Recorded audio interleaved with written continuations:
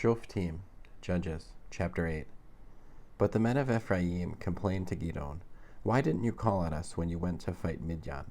Why did you treat us this way?" They were sharp in their criticism. He answered by saying to them, "How can what I have done be compared with what you have done?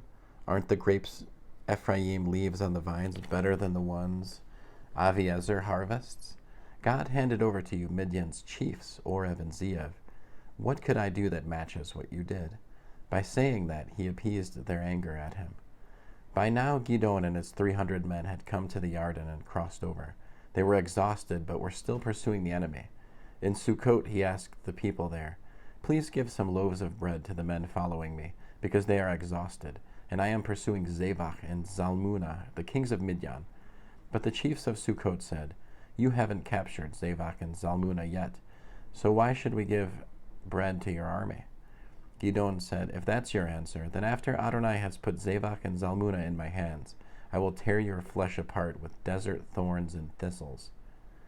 From there he went up to Penuel and made the same request, and the people of Penuel gave the same answer as those of Sukkot. So he answered the people of Penuel similarly, "When I return safe and sound, I will break down this tower." Now Zebach and Zalmunna were in Karkor with their army, about 15,000 men, all that remained of the entire army of the people from the east, since 120,000 arms-bearing soldiers had fallen. Gideon went up, using the route of the nomads east of Novak and Yogbeha, and struck down the army when they thought they were safe. Zebach and Zalmunna fled, but Gideon pursued them. Thus he captured the two kings of Midian, Zebach and Zalmunna, and routed their whole army in panic. When Gideon the son of Joash returned from the battle by way of the Heres Pass, he captured a young man from Sukkot and asked him about the chiefs and leaders of Sukkot. He wrote down for him the names of 77 of them. Then he came to the people of Sukkot and said, "You insulted me when you said, 'You haven't captured Zebach and Zalmunna yet, so why should we give bread to your exhausted men?' Well, here are Zebach and Zalmunna." As he took the leaders of the city and desert thorns and thistles and used them to teach the people of Sukkot a lesson, he also broke down the tower of Penuel and put the men of the city to death. Then he said to Zebach and Zalmunna, "Tell me about the men you killed at Tavor." They answered, "They looked like you, like a king's sons." Gideon replied, "They were my brothers, my mother's sons. As surely as Adonai is alive, I swear that if you had spared them, I would not kill you."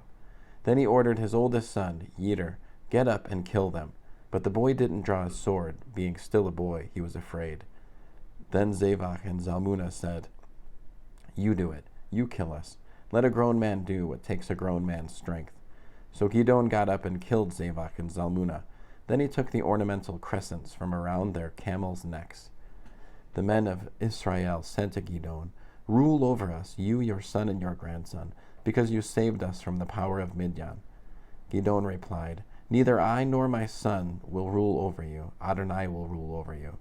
Then he added, "But I have this request to make of you, that each of you would give me the earrings from the booty you have taken." For the enemy soldiers had worn gold earrings, like all the other tribes descended from Yishmael.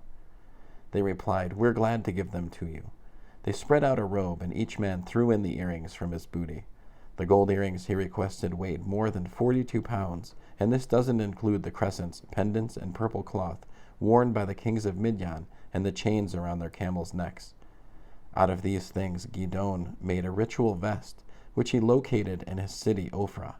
But all Israel turned it into an idol there, and it thus became a snare to Gideon and his family. This is how Midian was defeated by Israel, so that they ceased to be a threat. The land had rest 40 years during the lifetime of Gideon. Yerubbaal, the son of Joash, returned to his home and stayed there.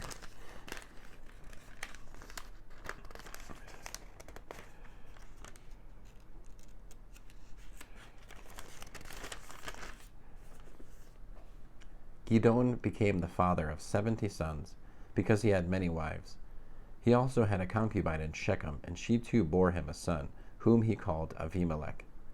Gideon the son of Joash died at a ripe old age and was buried in the tomb of his father Joash in Ophrah of the Aviezri. But as soon as Gidon was dead, the people of Israel again went astray after the Baalim, and made Baal-Barit their god.